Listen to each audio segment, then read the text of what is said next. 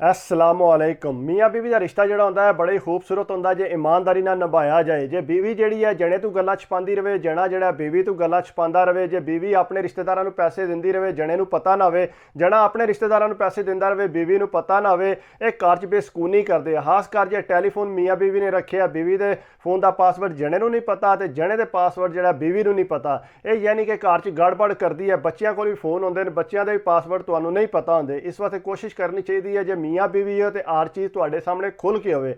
इस तरह एक जवान आया, बीवी ओदी काम करती सी, उन्हें अपने पैसों के मकान बनाया सी, उहदे च ही जना रहिंदा सी, उहदे च ही उहदे रिश्तेदार माँ बाप रहिंदे सी, भैणां भरा रहिंदे सी। ते ज़ाहिरी गल है फिर सारियां गल्लां बीवी दियां मनण होणियां ने, लेकिन अगर बीवी शक करती होवे तो बंदे नूं एहतियात करनी चाहिए है। इस तरह वो बड़ा शक करती सी अपने जने ते, जिस टाइम उन्हें घर आवना तो उन्हें फोन लैके छत ते चढ़ जाना। फोन लैके छत ते चढ़दा सी ते वो आंदी तू फोन लैके छत ते क्यों चढ़ जान, जाके उत्थे गल्लां करदा। कई बारी उन्हें टैलीफोन उहदा फरोलिया लेकिन उन्होंने टैलीफोन चू लब्भा कुछ नहीं।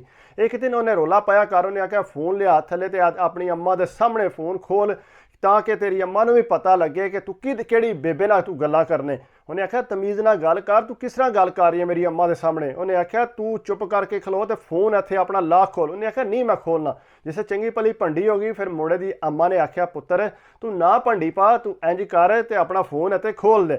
तो उन्हें आख्या ठीक है अम्मी जी। उन्हें टेबल पर रख के उन्हें फोन का कोड मारिया, उन्हें खोल दिता फोन।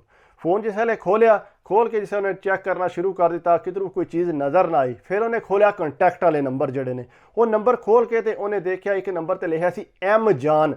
उन्हें आख्या ए कित्थों आया एम जान। उन्हें आंदा ये मेरे मामू का नंबर है। उन्हें आख्या तेरे मामू का नंबर है, एम जान लिखा, तू आख्या मैं लिखा मामू जान तो ये लिखा एम जान। उन्हें आख्या मामू के नंबर है, तू कॉल करके चेक कर लै। उन्हें जनाब उस टाइम कॉल मारी, अगू जनानी ने चुकया।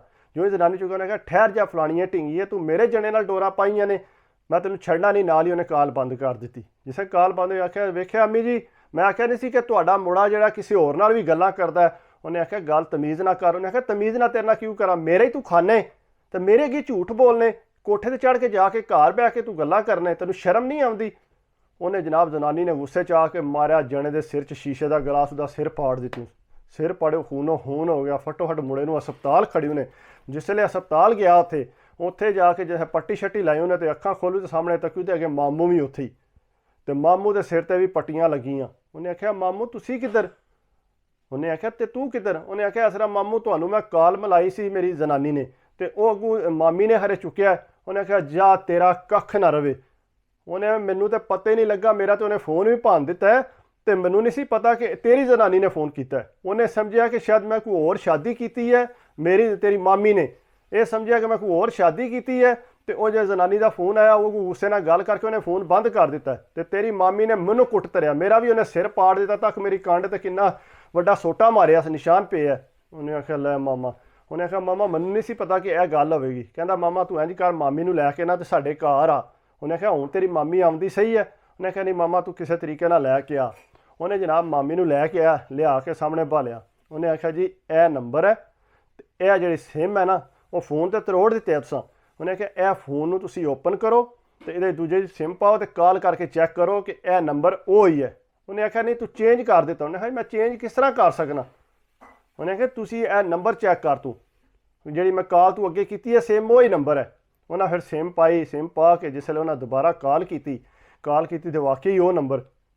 उधरों मामे का तो भांजे का दवां का सिर पाटिया, उधरों मामी ने पाड़ दिते, उदों इहदी जनानी ने पाड़ दिते आ। अगों जनानी ने कोई मादरत भी ना की। उन्हें आख्या तू चंगा नहीं किया, तू तो बड़ियां मैनू गल्लां सुना गई। उन्हें आख्या गल्लां तो तेनों सुनानियां ने, तू जिहड़ा फोन लैके छत चढ़ जान, जे तेनों मामे नाल ही करना है पिया तू थले खलो के गल कर लै, तू छत ते क्यों चढ़े, तेरा क्या मकसद आ छत ते। उन्हें आख्या मामू नाल 100 गल्लां होंदियां ने, 100 अपने कारोबार के बारे च मामू को पुछ। उन्हें आख्या तू किहड़ा कारोबार करने, काम मैं करनी है, तनख्वाह मैं लैके आउनी है, सारा दिन तो तू जाके उत्थे मामू की दुकान पर बैठा रहने, घर तो तू कुछ नहीं लैके आउंदा, उत्थे तेरे कोल मामू नाल गल्लां नहीं होंदियां। उन्हें आख्या बारा तू आज तू बाद फोन घर च नहीं सुनना। जनाब वो जना उत्थे कुकड़ी हार छह गया।